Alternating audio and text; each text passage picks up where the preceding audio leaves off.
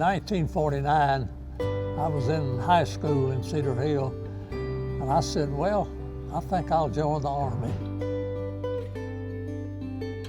So I joined the Army in 1949 and went to Fort Jackson, South Carolina for basic training. And meanwhile, in 1950, the Korean War had broke out. The Russian-dominated North Koreans launched a full-scale drive on the capital of the South, Seoul, and the United States has already gone into action.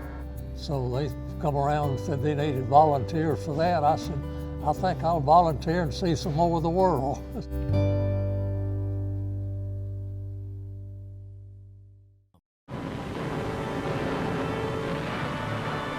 Suddenly, a new surprise UN offensive was launched in the north at Incheon. At dawn, the first waves of troops came ashore. We went to Incheon, South Korea, September of 1950. We was doing the fighting, you know, we moved up, going through the terrain pretty fast. The Army 7th Infantry was blazing a trail, advancing north like a steam train.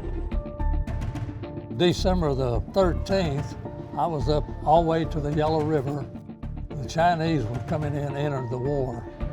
And the 13th of December, we got attacked. My squad leader and one more guy was with me. We got up in there and got cut off. So we made our way back and hid from them for 4 days. It is bitter cold in the valleys as they advance doggedly across the snow patches. It was 30 below zero, and you go 4 days without anything to eat and maybe a handful of snow, you know. So we come to this little hut down there and we saw some smoke coming out of the chimney. And so we went in and we laid down on the floor and I took my boots off, my feet was froze. And a few minutes, we saw a bunch of guard people coming in with rifles and everything. The woman had lived there. They went out and got the soldiers and brought us in, and that's where they got us captured, December the 17th, 1950. They got through interrogating us there for a little while. And anyway, they took us up on this little hill back here, tied our hands behind us and made us kneel down. And the guy walked up with a submachine gun, took the safety off and just fixing to lower the boom on us, you know. And anyway, another guy come hollering, blah, blah, blah, blah, blah, blah, blah. I don't know what he was saying.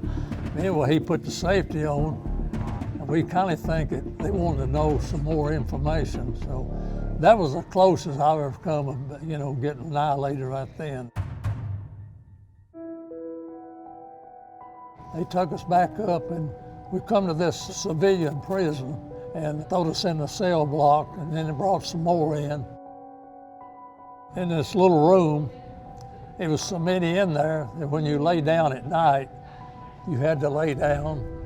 Another guy would lay in the middle and another guy on top, which was great because the body heat, you know, and it was, like I say, 30 below zero, and we was locked up in that cell block, and that's where we stayed for 13 months. Well, they were losing so many people dying, malnutrition, lice was killing them.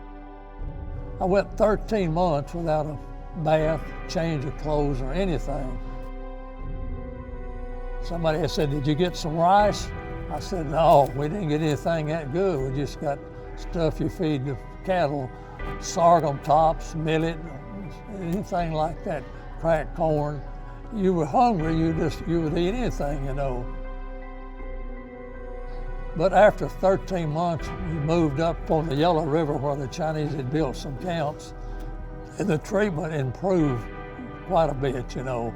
You got out, and before the 13 months, you just laid in that cell block day after day, just, you know, laying there and picking the lice off each other and trying to stay alive, you know. There's a picture, I call it a propaganda picture, of me reading letters from home, and this was nothing more than a piece of paper that the Chinese had us to display. If you sat there and said, "I can't eat this," or "I'm not going to do that," it wouldn't be too long, they would carry you out and dump you in the ocean, you know. And I had that to happen to several guys I know who just give up, you know. But for the grace of God, I come out of it all right. We have stopped the shooting. That means much to the fighting men and their families. In July 1953, a breakthrough. Chinese, North Korean, and American representatives sign an armistice agreement. They finally got the peace accord signed and we exchanged the prisoners. We got on a ship in Japan. We landed in San Francisco, and then we caught a plane from there and we landed in Nashville, and that's where all the pictures made at.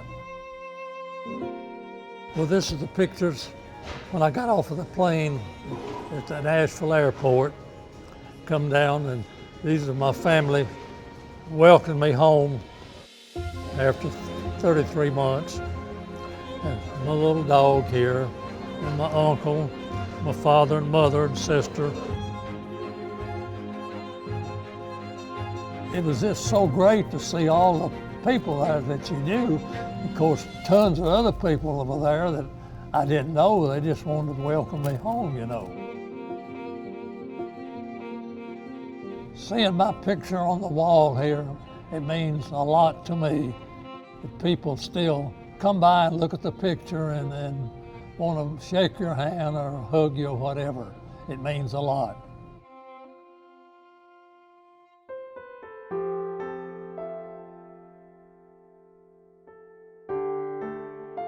I was glad to serve my country.